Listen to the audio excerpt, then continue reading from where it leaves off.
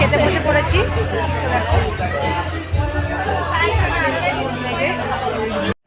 Menu কার্ডটা তো তোমাদের প্রথমে দেখিয়ে দিলাম। প্রথমে দিয়ে দিল জলের বোতল আর প্লেট। এরপরে চলে আসলো কিন্তু পনির পাসিন্দা আর কাসুন্দি। তারপরে ছিল স্যালাড। পনির পাসিন্দাটা বেশ ভালোই লাগছিলো খেতে। এরপরে কিন্তু চলে আসলো রাধা বল্লভী আর চানা মশলা। বিয়েবাড়ি এই দুটো কম্বিনেশন নিয়ে তো কোনো কথা হবে না। তারপরে ছিল ডাল, চিপস, লেবু দিয়ে ডাল দিয়ে চিপস দিয়ে খেতে বেশ ভালোই লাগছিলো। এরপরে চলে আসলো কাতলা মাছের কালিয়া।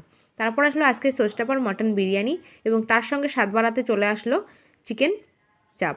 তো চিকেনটা খুব সুন্দর ছিল, মটনটা খুব সফট ছিল, গরম গরম খেতে বেশ ভালোই লাগছিলো। এরপরে ছিল আমের চাটনি, পাঁপড় আর ছিল ভাপা সন্দেশ, রসগোল্লা, যেটা আমি নিয়ে নিই। শেষ পাতে ছিল আইসক্রিম, হজমোল্লা। আইসক্রিম খেতে খেতে আবারও চলে আসলাম বিয়েবাড়ির দিকে। একটু নাচানাচি পর্ব দেখে বাড়ি।